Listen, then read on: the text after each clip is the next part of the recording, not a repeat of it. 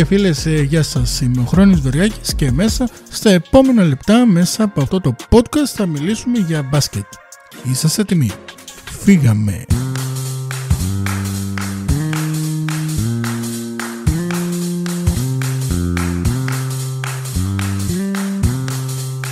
Καλημέρα σας, καλησπέρα σας, καληνύχτα από όποιο μέρος της Ελλάδας, της Ευρώπης και γενικά από όποιο μέρος όλου του κόσμου μας ακούτε αυτή τη στιγμή, ακούτε αυτό το podcast. Είναι το 11ο podcast του Basket Talk και είναι μια εβδομάδα που η επικαιρότητα ήταν στα ύψη και πολύ πλούσια από ποτέ. Καταρχήν είχαμε το Final Four της Ευρωλίγκας, εκεί που οι δύο ομάδες πραγματικά έριξαν ένα βατερλό, καθώς και οι δύο ομάδες οι ελληνικές, Παναθηναϊκός Ολυμπιακός, τους περιμένουμε στο τελικό της διοργάνωσης. Τελικά όχι μόνο δεν θα βρεθούν στο τελικό, αλλά θα βρεθούν κάποιοι από τις δύο ομάδες, θα βρεθούν και οι δύο μαζί στο μικρό τελικό, καθώς ο Παναθηναϊκός ιτήθηκε από την Φενέρμπαξε με 82-76, ενώ ο Ολυμπιακός ιτήθηκε με 68-78 από την Μονακό του Βασίλη Σπανούλη. Επίσης, στην διάρκεια της εβδομάδας, την περασμένη Πέμπτη, είχαμε και την ανάθεση του Ευρωμπάσκετ του 2029 στην Ελλάδα, η οποία θα φιλοξενήσει έναν όμιλο της διοργάνωσης, με την τελική φάση φυσικά να γίνεται στην Ισπανία και στην Μαδρίτη, η οποία υπερίσχυσε της ελληνικής υποψηφιότητας για την τελική φάση. Εννοείται, μετά σχολιάζουμε και ειδικά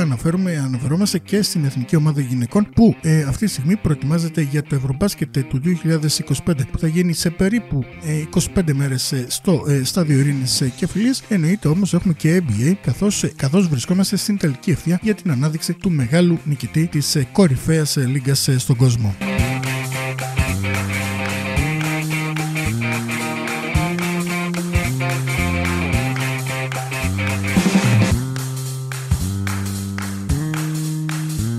Η αλήθεια είναι, ποιος θα το περίμενε, αλλιώς θα σχεδιάζαμε, αλλιώς θα υπολογίζαμε και αλλιώς τελικά ο Θεός και η τύχη τα έφεραν έτσι, ώστε ενώ περιμέναμε έναν Παναθηναϊκό Ολυμπιακό, τον πρώτο ελληνικό ντέρμπι, το πρώτο αιώνιο τελικό στην Ευρωλίγκα, τελικά όχι μόνο δεν θα δούμε κάποια ελληνική ομάδα, είτε τον Παναθηναϊκό είτε τον Ολυμπιακό στον τελικό, αλλά και οι δύο ομάδες θα παίξουν τελικά στο μικρό τελικό του Final Four στο Αμπού Νταμπί. Ο Ολυμπιακός λοιπόν δεν τα κατάφερε κόντρα στην Μονακό, στην εξαιρετική Μονακό του Βασίλη Σπανούλη, και ητήθηκε με 68-78 το τελευταίο παιχνίδι της χθεσινής ημέρας. Ένα αποτέλεσμα που πραγματικά, αν το δει κάποιος και πριν το παιχνίδι και πριν την έναρξη του Final Four, μόνο έκπληξη καθιστά, καθώς η Μονακό ήταν ένα από τα outsider της διοργάνωσης. Ωστόσο, ήταν αυτό που είπα και στο προηγούμενο αγώνα, ότι είναι ένα παιχνίδι που καθορίζει όλη την χρονιά. Ο Ολυμπιακός σε αυτό το ένα παιχνίδι, όπως και ο Παναθηναϊκός στο ίδιο αγώνα λίγες ώρες αργότερα, ήταν πολύ κακοί. Οι ελληνικές ομάδες δίκαια λοιπόν αποκλείστηκαν από την συνέχεια του τελικού της Ευρωλίγκας, και πραγματικά είναι ένα βατερλό, θα το χαρακτήριζαν, για τις ελληνικές ομάδες που πήγανε στο Final Four με βλέψεις να παραμείνει το τρόπαιο της Ευρωλίγκας σε ελληνικά χέρια για δεύτερη συνεχόμενη χρονιά. Είτε αυτός ήταν ο Παναθηναϊκός και θα έκανε το back-to-back για πρώτη φορά στην ιστορία του, είτε ο Ολυμπιακός, ο οποίος θα επέστρεφε μετά από πολλά χρόνια στις κατακτήσεις της Ευρωλίγκας και θα έραβε το τέταρτο του αστέρι. Τελικά ούτε το ένα έγινε ούτε το άλλο, πολύ απλά γιατί οι ελληνικές ομάδες, τόσο ο Παναθηναϊκός όσο και ο Ολυμπιακός, ήταν πολύ κακοί, πολύ τραγικοί, κυρίως στην επίδεση, στο επιθετικό κομμάτι, και δίκαια λοιπόν αποκλείστηκαν. Για τον Ολυμπιακό, αυτό που είδα ήταν ότι πραγματικά επέλεξε να κάνει ένα από τα χειρότερα του παιχνίδια στο κρισιμότερο σημείο ίσως τη σεζόν, στον ημιτελικό του Final Four της Ευρωλίγκας. Αν και τερμάτισε πρώτος, αν και είχε το momentum, το ψυχολογικό προβάδισμα και γενικώς σαν ομάδα, σαν ποιότητα ήταν πολύ καλύτερη από το Μονακό, τελικά δεν τα έδειξε αυτά μέσα στον αγωνιστικό χώρο. Ήταν πολύ τρακαρισμένος, πολύ φοβισμένος, πολύ αγχωμένος, έπαιρνε βιαστικές επιθέσεις, ήταν άστοχος κυρίως από το τρίποντο, καθώς μέτρησε συνολικά 5 στα 27 τρίποντα, ένα ποσοστό πραγματικά δείχνει και το άγχος και την κακή μέρα που ήταν οι περισσότεροι παίκτες, καθώς σούτανε συνολικά 27 τρίποντα και βρήκαν στόχο μόλις τα 5 από αυτά, δηλαδή ένα ποσοστό 18,5%. Με 18,5%, όπως είπα και προηγουμένως στον αγώνα του Παναθηναϊκού, δεν μπορείς να κερδίσεις ένα τόσο σημαντικό παιχνίδι που κρίνει την πρόκριση στον τελικό της Ευρωλίγκας. Οι ερυθρόλευκοι λοιπόν είχαν πολλά προβλήματα, κυρίως επιθετικά, καθώς είχαν το Βεζέγκοφ σε πολύ κακή μέρα, καθώς ο Superstar του Ολυμπιακού, ο οποίος επέστρεψε φέτος από το NBA, μέτρησε μόλις 7 πόντους σε 32,5 λεπτά αγωνιστικά. Οι Μονεγάσκοι κατάφεραν να το κλείσουν πολύ καλά, δεν μπόρεσε να βρει τις λύσεις, δεν μπόρεσε ο Ολυμπιακός να κυκλοφορήσει πλην ελαχίστων εξαιρέσεων την μπάλα κάτω από το ζωγραφιστό, και έτσι ο Ολυμπιακός δεν μπόρεσε να βρει τις λύσεις, το αντίδοτο αν θέλετε, στην εξαιρετική παρουσία των Diallo και Mike James, καθώς ο Diallo πέτυχε 22 πόντους και ήταν από τους μεγάλους κινδύνους των Γάλλων μέσα στην ρακέτα και στην περιφέρεια των Μονεγάσκων. Και φυσικά ο Mike James, ο οποίος πραγματοποίησε ένα ακόμα πολύ καλό παιχνίδι, πετυχαίνοντας 17 πόντους, και αυτοί οι δύο ουσιαστικά ήταν που έβαλαν πολύ δύσκολα, που προβλημάτισαν τον Ολυμπιακό και τελικά τον ανάγκασαν στην ήττα. Επίσης φυσικά ο Blossom Game πραγματοποίησε επίσης πολύ καλή εμφάνιση με 12 πόντους, και ο Τζάιτε, ο οποίος πέτυχε πολύ κρίσιμα καλάθια για την Μόνακο στο τέλος, συμπλήρωσε ακόμα 11 πόντους. Γενικά ο Ολυμπιακός σε αυτό το παιχνίδι κυρίως ήταν πολύ άστοχος, καθώς ήταν έτσι κι αλλιώς ένα παιχνίδι που δεν προσφερόταν για δάφνες ποιότητας, καθώς στο πρώτο ημίχρονο το σκορ ήταν μόλις 32-35 υπέρ της γαλλικής ομάδας. Ωστόσο ο Ολυμπιακός δεν παρουσίασε το καλό του πρόσωπο, αυτό που μας έχει συνηθίσει στην κανονική διάρκεια της Ευρωλίγκας, και στο πιο κρίσιμο σημείο της σεζόν, στον ημιτελικό, αυτό που είπα ότι εκεί πρέπει να είσαι συγκεντρωμένος, αποφασισμένος, μαχητικός, δεν κατάφερε να πραγματοποιήσει, να δείξει μάλλον το καλό του πρόσωπο και να φτάσει στην πρόκριση στο τελικό της Ευρωλίγκας, που εξ αρχής και λόγω του αντιπάλου ήταν το ζητούμενο. Ο Ολυμπιακός έτσι αποκλείζεται και συνεχίζεται δυστυχώς η παράδοση που έχει να κάνει με το ότι ο πρώτος δεν κατακτά την Ευρωλίγκα. Ο Ολυμπιακός τερμάτισε στην πρώτη θέση και δυστυχώς αποκλείστηκε από την συνέχεια της διοργάνωσης, από το τελικό του Final Four. Πλέον εκεί που δεν το περιμέναμε και περιμέναμε ένα Παναθηναϊκός Ολυμπιακός στον μεγάλο τελικό, πλέον θα έχουμε έναν Παναθηναϊκό Ολυμπιακό στο μικρό τελικό της διοργάνωσης, σε ένα παιχνίδι που φαινομενικά είναι αδιάφορο, καθώς κρίνεται η τρίτη θέση, ωστόσο λόγω της ιδιαιτερότητας του αιώνιου ντέρμπι έχει το δικό του ενδιαφέρον.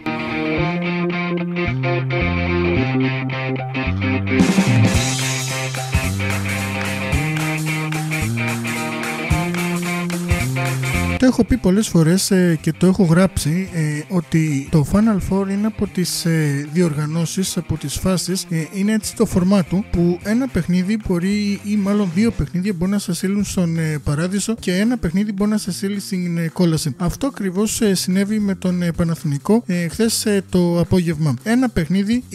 έκανε μια πολύ κακή εμφάνιση στο μοναδικό παιχνίδι που έπρεπε να είναι σοβαρός, που έπρεπε να είναι πειθαρχημένος, που έπρεπε να είναι συγκεντρωμένος. Δεν τα κατάφερε. Ο Παναθηναϊκός ιτήθηκε από την Φενέρμπαξε με 82-76 και έτσι δεν θα μπορεί να διεκδικήσει το δεύτερο συνεχόμενο τρόπαιο της Ευρωλίγκας και το 8ο συνολικά στην ιστορία του. Είναι αυτό που έχω πει και το πολλές φορές κατά καιρούς, ότι στα παιχνίδια του Final Four δεν μετράνε αν είσαι φαβορί ή αν είσαι outsider, αν είσαι η καλύτερη ομάδα ή αν είσαι η χειρότερη ομάδα. Είναι ένα παιχνίδι και σε αυτό το ένα παιχνίδι πρέπει να παίξεις συγκεντρωμένα, πρέπει να δώσεις το καλύτερό σου αυτό. Ο Παναθηναϊκός φάνηκε από τα πρώτα λεπτά της αναμέτρησης κόντρα στην ομάδα του Σαρούνος Γιασκεβίτσιους ότι είχε πολύ μεγάλα προβλήματα τόσο κάτω από το καλάθι, στο ζωγραφιστό, στη θέση 5, όσο και κυρίως μακριά από το τρίποντο. Εκεί που έλειψε αυτό το σουτ που θα μπορούσε να άλλαζε την εικόνα του παιχνιδιού σε πολλά σημεία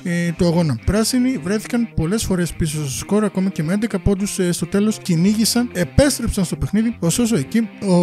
η Φενέρ με το Μακόλουμ, ο οποίος μπήκε στο τέλος, κατάφερε να μειώσει, κατάφερε βασικά να αυξήσει τη διαφορά, να την κρατήσει σε ίδια επίπεδα και ουσιαστικά να σκοτώσει το Παναθηναϊκό στο πιο κρίσιμο σημείο του παιχνιδιού. Για μένα οι πράσινοι δύο ήταν οι παράγοντες της ήττας των πρασίνων από την Φενέρ. Ο πρώτος παράγοντας ήταν η κακή μέρα που βρέθηκαν στο σουτ 3 πόντων. Η εκνευριστική ως ένα βαθμό αστοχία τους από την περιφέρεια, καθώς σε μια δόση όσοι είχαν 3 σουτ εύστοχα, τελείωσαν το παιχνίδι με 7 στα 17, ωστόσο τα 2 τελευταία σουτ μπήκαν εκεί το παιχνίδι που πλέον είχε κριθεί. Με λίγα λόγια, με 41,2% ποσοστό ευστοχίας από την περιφέρεια, δεν μπορείς να έχεις τύχη όχι σε παιχνίδι ημιτελικό Ευρωλίγκας, αλλά ακόμα και σε απλό παιχνίδι μιας κανονικής περίοδου κόντρα σε μια ακόμα πιο υποδιέστερη ομάδα. Ο Παναθηναϊκός λοιπόν δεν ήταν εύστοχος,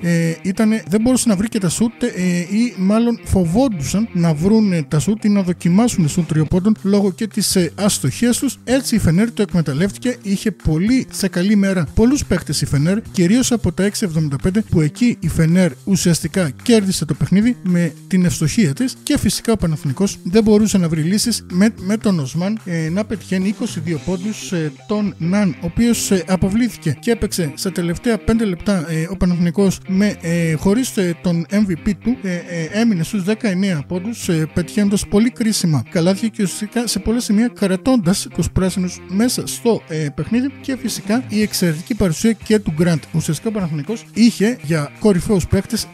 μόλις 3, τον Οσμάν, τον Ναν με 19, ο Οσμάν με 22, ο Ναν με 19 και ο Γκραντ με 15. Οι υπόλοιποι κινήθηκαν σε πολύ ριχά νερά, με τον επόμενο παίκτη να είναι ο Λεσόρ, ο οποίος σταμάτησε στους 7 πόντους, πραγματοποιώντας μια εξαιρετική παρουσία, καθώς και είναι και από τα highlights της βραδιάς, καθώς επέστρεψε, το περιμένανε πώς και πώς, μετά από περίπου 5 μήνες και τον τραυματισμό του τότε στον αγώνα κόντρα στην Μπασκόνια. Ο Λεσόρ επέστρεψε, έδειξε ότι βρίσκεται, ότι είναι εδώ, και πραγματικά πραγματοποίησε εντυπωσιακή εμφάνιση για τα δεδομένα της επιστροφής του και το ότι ήταν το πρώτο του παιχνίδι μετά από περίπου 5 μήνες, καθώς στα μέσα Δεκεμβρίου είχε τραυματιστεί τότε με τον σοκαριστικό τραυματισμό στο παιχνίδι της κανονικής περίοδου του ΆΚΑ κόντρα στην Μπασκόνια. Οι πράσινοι λοιπόν δεν μπορούσαν να βρουν λύσεις ούτε κάτω από τη ρακέτα, έκαναν πολλά λάθη, πολλές βιαστικές επιθέσεις, δεν ήταν συγκεντρωμένοι, κάτι που είναι βασικό συστατικό ώστε κάποια ομάδα να μπορεί να έχει ελπίδες, ειδικά σε ένα τέτοιο κρίσιμο παιχνίδι, και αναφέρομαι στην συγκέντρωση. Δεν έκαναν εύκολα το λάθος, αβίαστες πάσες, λάθος εκτιμήσεις, πολλά αχρίαστα φάουλ, και φυσικά κάτω από τη ρακέτα πολλές φορές η άμυνα του Παναθηναϊκού δεν ήταν στην θέση της. Οι πράσινοι ιτήθηκαν με 82-76, πλέον δεν θα έχουν την ευκαιρία να διεκδικήσουν ένα ακόμη τρόπαιο. Επιτυχία δεν μπορείς να το πεις. Το έχω πει εξ αρχής και σε προηγούμενα podcast και σε προηγούμενα άρθρα ότι αν ο Παναθηναϊκός δεν κατακτήσει την Ευρωλίγκα θα είναι αποτυχία. Αυτή την άποψη λοιπόν εγώ δεν την αλλάζω. Προφανώς είναι αποτυχία, ωστόσο οι πράσινοι πάλεψαν, ήταν πραγματικά έστω και τη τελευταία στιγμή ήταν η ομάδα που θα μπορούσε να κλέψει την νίκη στο τέλος. Ωστόσο είναι αυτό που είπα προηγουμένως, ότι η Φενέρ είχε ρέντα, οι παίκτες της ήταν σε τρομερή ημέρα και κατάφεραν να κερδίσουν και να πάρουν εκδίκηση για το περσινό χαμένο ημιτελικό, και έτσι ο Παναθηναϊκός θα αγωνιστεί την Κυριακή το απόγευμα στον μικρό τελικό της διοργάνωσης με τον ηρωμένο του Ολυμπιακός, θα αγωνιστεί στον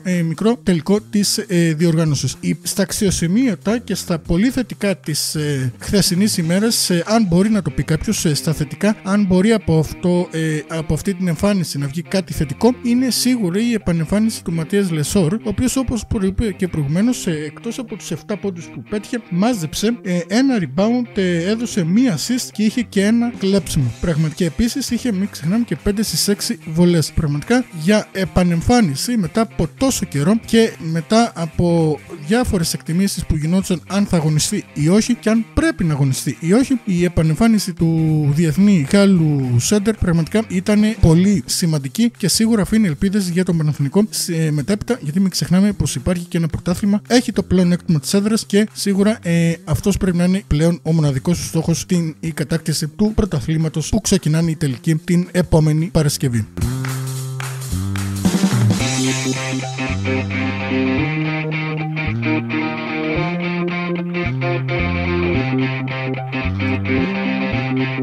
Δεν ήταν πλέον κοινό μυστικό ότι η Ελλάδα ήταν από τα φαβορί για να φιλοξενήσει έναν όμιλο τουλάχιστον στην τελική φάση του Ευρωμπάσκετ του 2009. Πριν από 2 ημέρες αυτό έγινε πραγματικότητα, καθώς η FIBA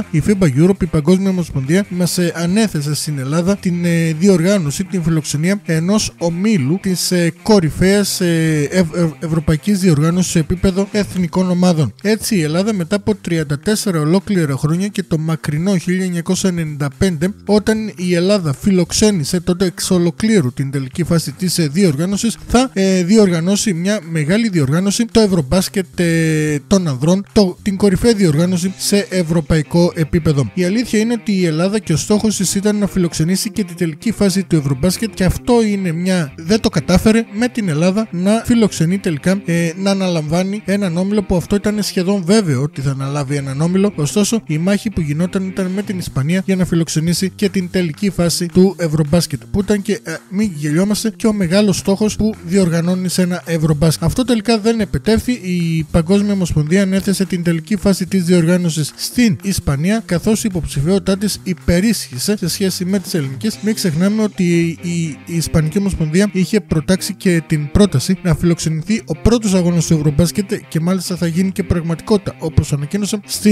στο ποδοσφαιρικό γήπεδο της Ρεάλ, σε ένα πραγματικά εντυπωσιακό αγώνα ανάμεσα στην Ισπανία και την ομάδα που θα προκύψει, ο πρώτος αγώνας του Ευρωμπάσκετ, και έτσι πιθανώς θα καταρριπτεί και ένα παγκόσμιο ρεκόρ όσον αφορά την προσέλευση των θεατών σε έναν μπασκετικό παιχνίδι. Έτσι, η Ελλάδα πέτυχε το στόχο της, τον ένα από τους δύο, να φιλοξενήσει έναν όμιλο της διοργάνωσης στην Αθήνα, στην Ελλάδα, στο ΟΑΚΑ, στο υπερσύγχρονο ΟΑΚΑ, στο πλήρως ανακαινισμένο ΟΑΚΑ, ενώ οι άλλες δύο χώρες που θα φιλοξενήσουν την διοργάνωση είναι η Εστονία και το Ταλίν και την Unibet Arena, όπως και η Σλοβενία στην Λουμπιάννα και την Arena Stoice, την γνωστή μας Stoice Arena, θα φιλοξενήσουν επίσης έναν όμιλο της διοργάνωσης. Έτσι, ραντεβού στο Ευρωμπάσκετ του 2029, με την Ελλάδα να παίρνει απευθείας, όπως φυσικά και η Ισπανία και η Εστονία και η Σλοβενία, την πρόκριση για την τελική φάση του Ευρωμπάσκετ, με την Ελλάδα μάλιστα με τη συμμετοχή της στο επόμενο Ευρωμπάσκετ να καταγράφει την 30η της συμμετοχή σε επίπεδο συμμετοχών στο Ευρωμπάσκετ. Δεν είναι επιτυχία σίγουρα ότι η Ελλάδα ανέλαβε μόνο έναν όμιλο της διοργάνωσης, καθώς επιτυχία θα ήταν να αναλάμβανε και την τελική φάση, που όταν μιλάμε για χώρες όπως η Ελλάδα, αυτή είναι η τελική ανάθεση που πρέπει να γίνει. Ωστόσο, σίγουρα ένας όμιλος της διοργάνωσης λέει πολλά, θα φέρει κόσμο, και φυσικά το πιο σημαντικό είναι ότι η Ελλάδα μετά από 34 χρόνια, έστω και με έναν όμιλο, αναλαμβάνει μια τελική φάση του Ευρωμπάσκετ των ανδρών. Μην ξεχνάμε ότι φέτος το καλοκαίρι έχουμε και την εθνική ομάδα γυναικών που αναλαμβάνει το Ευρωμπάσκετ, που θα φιλοξενήσει το Ευρωμπάσκετ των γυναικών, τόσο τον έναν όμιλο όσο και την τελική φάση στο στάδιο ειρήνης και φιλίας.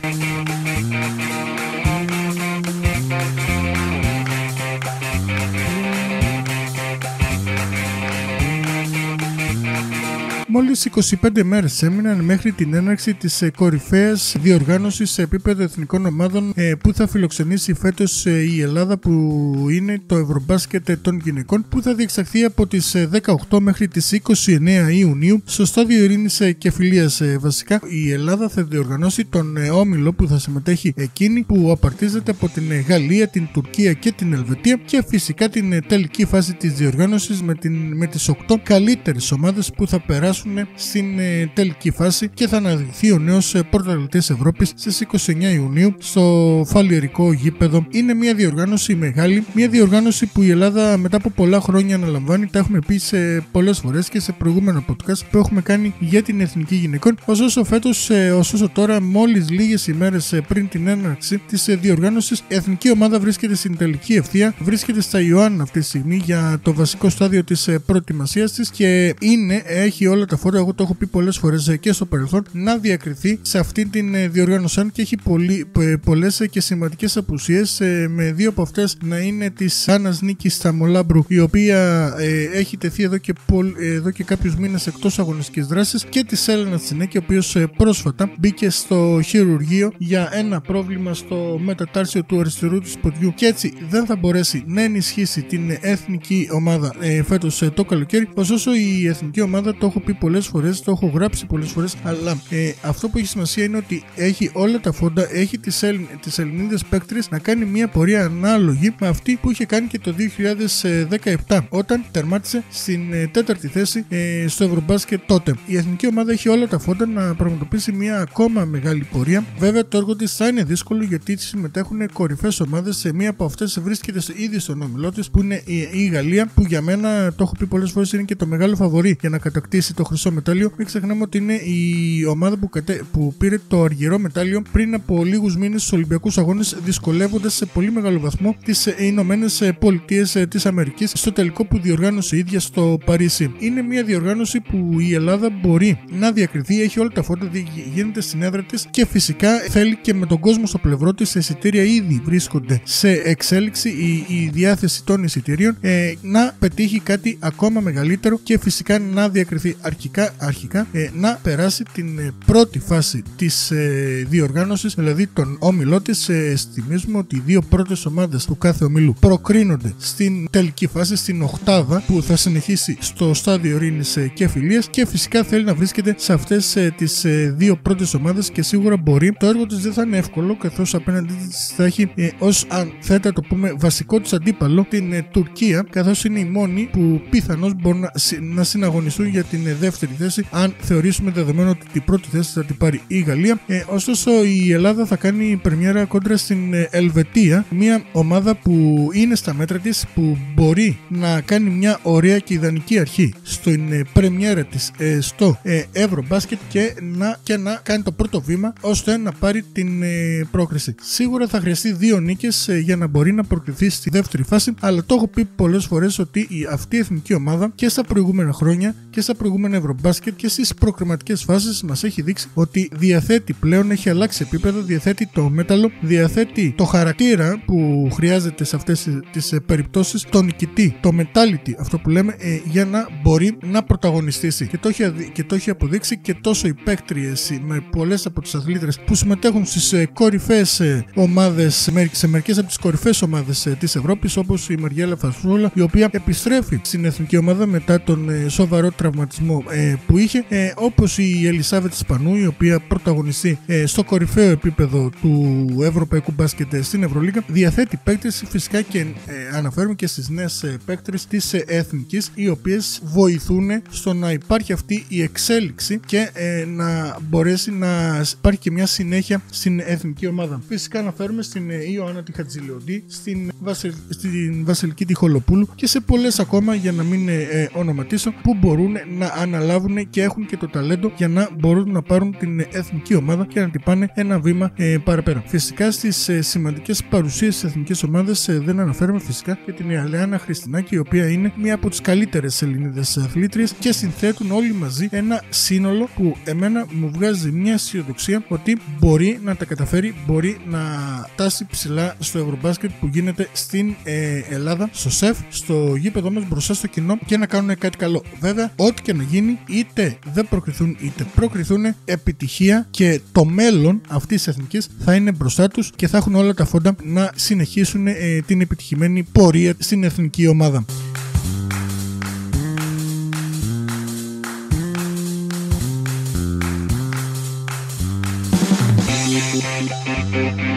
Μπαίνει το NBA και στην τελική του ευθεία, με την διεξαγωγή αυτήν η περίοδο των ημιτελικών, βασικά των τελικών της Δύσης και της Ανατολής, εκεί που την πρόκριση στο μεγάλο τελικό διεκδικούν οι Thunder και οι Timberwolves από την πλευρά της Δύσης και οι Pacers με τους Knicks από την πλευρά της Ανατολής. Δύο ομάδες, ειδικά από την περιφέρεια της Ανατολής, που εγώ θα έλεγα προσωπικά ότι είναι έκπληξη, καθώς απέκλεισαν κατ' εμέ τα δύο μεγάλα φαβορί με βάση της αγωνιστικής του απόδοσης κατά τη διάρκεια της κανονικής περίοδου στο NBA, που δεν είναι άλλοι από τους Cavaliers, οι οποίοι τερμάτισαν στην πρώτη θέση, και τους Celtics, τους περσινούς κατόχους του NBA, οι οποίοι τερμάτισαν στην δεύτερη θέση. Αυτές οι δύο ομάδες, οι Pacers και οι Knicks, οι οποίοι τερμάτισαν στην τρίτη και στην τέταρτη θέση, κατάφεραν να κάνουν μια μεγάλη έκπληξη. Ειδικά οι Pacers κατάφεραν να αποκλείσουν τους Cavaliers με το εντυπωσιακό 4-1, ενώ οι Knicks με 4-2, και να πάρουν την πρόκριση για τους τελικούς της Ανατολής, εκεί που θα διεκδικήσουν την πρόκρισή τους στον τελικό του NBA. Απ' την άλλη πλευρά οι Thunder βρίσκονται στον τελικό, καθώς απέκλεισαν τους Nuggets στην πρώτη φάση με 4-3, μια από τις πιο ενδιαφέρουσες σειρές του φετινής post-season του NBA, όπως ενώ οι Timberwolves κατάφεραν να αποκλείσουν τους Warriors με 4-1. Ουσιαστικά η Oklahoma City Thunder είναι η ομάδα η οποία κατάφερε να επιβεβαιώσει τα προγνωστικά, να διατηρήσει τη δυναμική της και ουσιαστικά είναι η μόνη ομάδα από τις πρώτες που τερμάτισαν στο NBA στην κανονική περίοδο που βρίσκεται αυτή τη στιγμή στους τελικούς της Δύσης και φυσικά προηγείται με 1-0 και έχει τα φόντα και έχει τις προοπτικές να προκριθεί φυσικά και στους τελικούς του NBA και να διεκδικήσει φυσικά το βαρύτιμο τρόπο, το χρυσό δαχτυλίδι του NBA την φετινή σεζόν. Πέραν όμως από τους ημιτελικούς της Ανατολής και της Δύσης και φυσικά το μελλοντικό τελικό που δίχως αμφιβολία θα είναι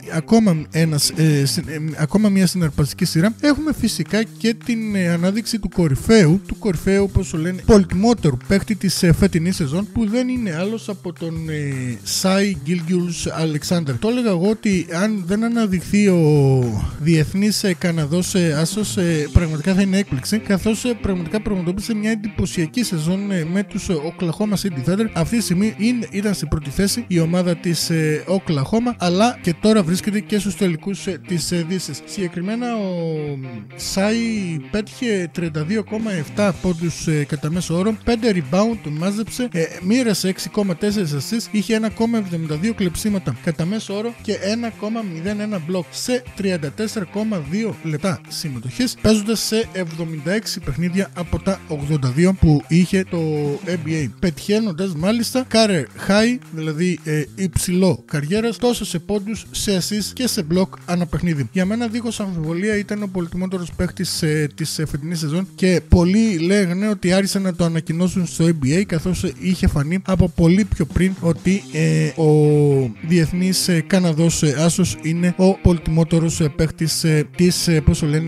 διοργάνωσης της κανονικής περίοδου. Μάλιστα, πρώτον καταρχήν είναι ότι για πρώτη φορά κατακτά το βραβείο ο συγκεκριμένος αθλητής, ενώ να σημειώσουμε ότι είναι ο δεύτερος παίκτης από το Καναδά που κατακτάει το συγκεκριμένο βραβείο μετά το Steve Nash τη σεζόν 2004-2005 και 2005 και 2006, ενώ ο Gilgeous-Alexander είναι ο τρίτος παίκτης που κατακτά το βραβείο με τους Thunder μετά τον Kevin Durant τη σεζόν 2013-2014 και τον Russell Westbrook τότε εκπληκτική σεζόν που έκανε με το σχεδόν triple-double μέσος όρων πόντων τη σεζόν 2016-2017. Πραγματικά ήταν ένα πρόσωπο που άξιζε το βραβείο και με την εντυπωσιακή σεζόν δίχως αμφιβολία που πραγματοποίησε και μέχρι τώρα οδηγεί τους Thunder στους τελικούς του NBA και φυσικά είναι και από τα φαβορί για να κατακτήσουν και τον τίτλο την φετινή σεζόν στο κορυφαίο πρωτάθλημα του κόσμου.